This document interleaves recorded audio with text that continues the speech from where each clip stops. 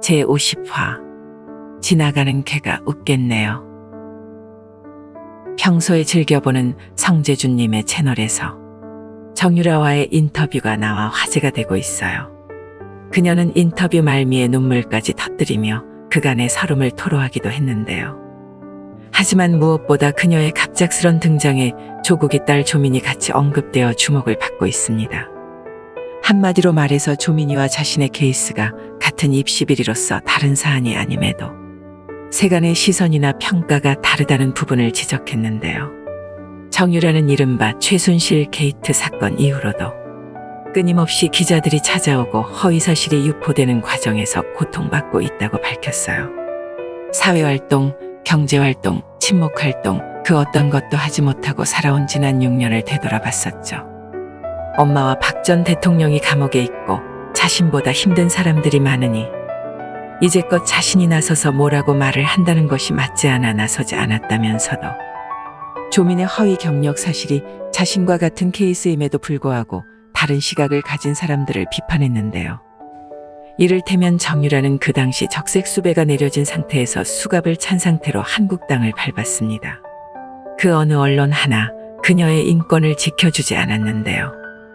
취재 영상에서 그녀의 얼굴이 그대로 드러난 부분이나 뉴스를 통해 여권 사진이 버젓이 보도된 부분, 심지어 자신의 아이한테까지 카메라를 들이대는 당시 상황을 언급하며 당시 대중들이 남의 자리를 빼앗은 자신에게 화가 난 것은 부정할 생각이 없고 스스로 잘못된 행동이라고 인정하지만 조국이의 딸 조민의 경우 조민의 인권이 박살났네, 불쌍하네 하는 말은 그 자체로 이중잣대가 아니냐면서 그간의 스트레스를 토로했어요.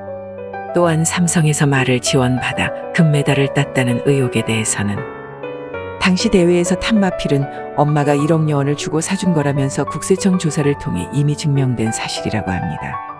나머지 자세한 영상은 성재준님 채널에서 직접 보시기를 권해요. 여러분은 어떠신지요? 이게 바로 제가 잣발들에게 예의를 차리지 않게 된 이유입니다. 그 당시 민주당 의원들은 허위사실의 음모론까지 내세우며 그녀를 몰아세웠습니다.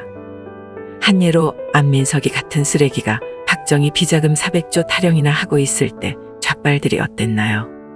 저게 진실인지 아닌지 가늠해 볼 생각도 없이 마녀 사냥을 해댔죠. 물론 진실 여부를 가늠할 지력도 없지만요.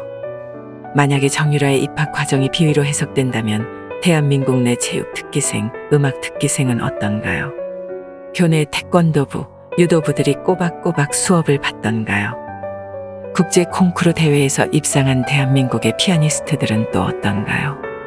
다른 학생들처럼 정규 수업 일정 다 소화하고 자녀 시간에 쪼개서 훈련하면 그들이 입상할 수 있었을까요? 김연아는 그랬을까요? 소년제는요? 박태환은요? 김연아의 드레스와 스케이트는 누가 사준 걸까요? 소년제의 훌라후프와 곤봉은요? 박태환의 수영복은요?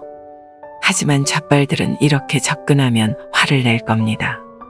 잣발이 화를 내는 상징적인 순간은 할 말이 없을 때거든요. 좌파 여러분, 정유라는 아시안게임 메달을 따왔습니다. 그것도 금으로요. 당시 탔던 말은 삼성에게 받은 것도 아니고 엄마가 사준 거랍니다. 여러분들 중 그 누구도 그녀를 욕할 자격이 없어요. 왜? 엄마가 말을 사주면 먹을 생각부터 할 테니까요. 정유라는 최소한 자신과 조민이 같은 입시비리라며 동일선상에 놓는 포용력을 보였습니다. 대학에 들어갈 때 제출한 모든 자료가 거짓말인 아이에게 말이에요. 같은 상황에서 여러분들은 저런 의연함을 보여줄 수 있을까요? 지나가는 개가 웃겠네요.